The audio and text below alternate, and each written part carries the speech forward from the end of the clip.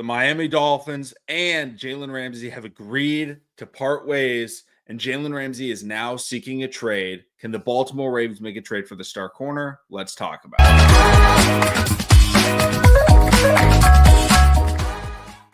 What's going on, everybody? Welcome back to TTB Ravens Media, bringing Ravens content every single day. We're on the road to 5,000 subscribers. The goal is to hit it before next season starts. We're getting really close to 4,800. So draft is in about a week and a half. I would love to get to 48 or maybe even 4,900 by the time that happens. So subscribe for more. Let me know in the comments your thoughts on Jalen Ramsey. Check out the mock draft I posted yesterday.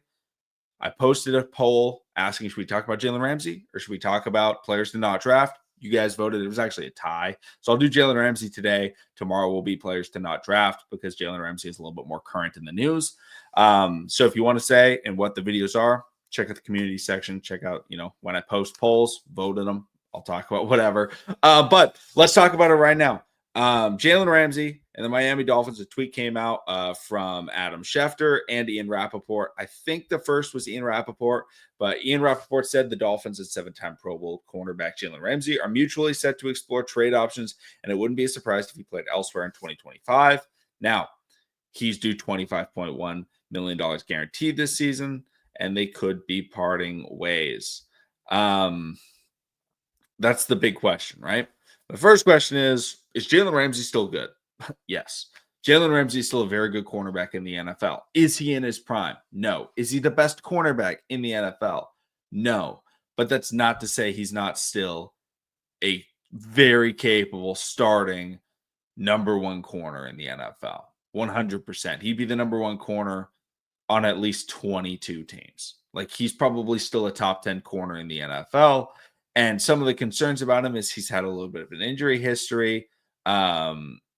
Or actually, no, he hasn't had an injury history, but he is getting up there in age. So, could that come into play? He's only had 2 seasons where he's been injured for multiple weeks.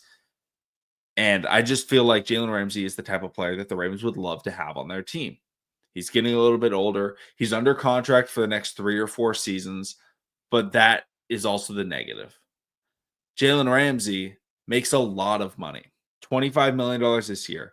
He's like over a $16 million cap at the next few years as well. So the question is, can the Ravens bring him in? What would it cost? First of all, the cost, I don't think the cost would be terribly expensive because he does have multiple years left on his contract. He is a big cap hit. I think a second-round pick could be the price tag.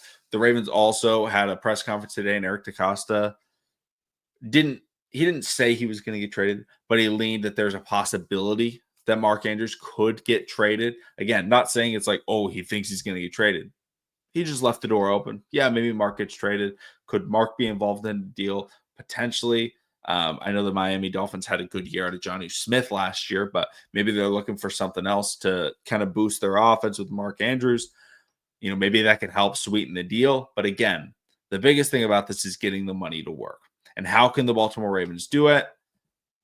I've got the answers. First of all, this is all data based on over the cap. Ravens are sitting at about $11.5 million in cap space currently, but there's certainly ways that they can get money. First of all, it's going to be cutting players. They've already cut Marcus Williams, so that's kind of off the table. But one thing that we could do is cut Justin Tucker. And Justin Tucker with a post-June 1st cut would be, or a post-June 1st designation for cut, because you can actually cut someone before them and then just say, oh no, this is happening, post June 1st. That would save you a good amount of money. $4.2 million in cap space. That would bring us up to $15 million. We do have to remember, you have to still save money for draft picks and potentially more free agency signings. But that's kind of the big one that you can cut. There's some smaller players. Michael Pierce might retire or is retired. So I think he will lose that $1 million. So that'll be another $1 million. So that's kind of like $5 million we've gained back from just like roster construction. But the other way is restructures. And right now there's plenty of players that can restructure on the Ravens. Lamar Jackson can restructure, get upwards of $15.7 million. Roquan Smith can restructure. That would be $9 million. You can get Nnamdi Madubuike can restructure, get about $5 million. Justin Tucker, we could also restructure, get about $1.9 million. So if we are to keep him, Rashad Bateman, we could restructure, probably it would basically be converting his contract this year into just a signing bonus.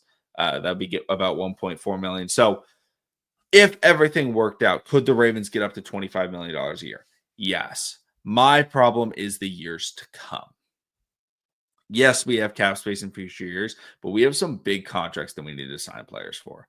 I'm talking about, oh, yeah, we have all these players, right? We can get these contracts. We can make money for Jalen Ramsey. I don't know if that's where we should be making money for. We should be making money for Kyle Hamilton. We should be making money for potentially Tyler Linderbaum. We have to get at least one. I think we have to get Kyle Hamilton done this offseason. I don't necessarily think we have to do Tyler Linderbaum. I would like to. I would love to get Tyler Linderbaum extended. I think he's one of the best centers in the NFL. But if we only have the money right now to do it this year, I'd rather do Kyle Hamilton because I think he'd be more desired in free agency from other teams.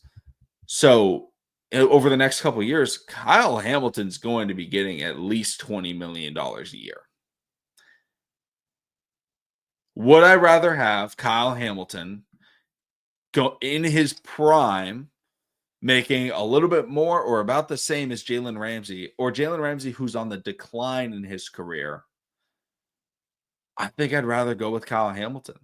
I unfortunately, as good as Jalen Ramsey is, and as much as I'd love to do it, if it was just a 1-year contract, I think I'd actually be all in because I think, hey, make a trade, trade that, third round pick for 1 year of Jalen Ramsey and, not re-sign him. I think that'd be beneficial. But if we bring in Jalen Ramsey and are unable to extend or have the money to get either or both of Kyle Hamilton and Tyler Linderbaum, that's not worth it whatsoever. Those are two of the best young players in the NFL. Kyle Hamilton, all-pro. Tyler Linderbaum, pro bowler. And I can't remember if he got a second team all-pro. I don't think he did this year, but it was in the conversation for getting an all-pro. So personally, I'm going to say I'm out on Jalen Ramsey. I also think that we're looking at the draft, right?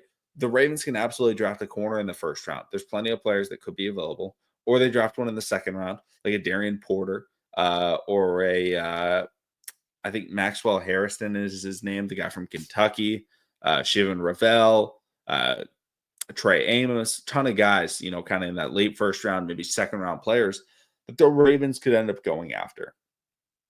That's more valuable to me than spending all of their cap space on a player and potentially limiting their future signings with star players already on the team. Let me know in the comment section down below your thoughts, your opinions. Thank you so much for watching.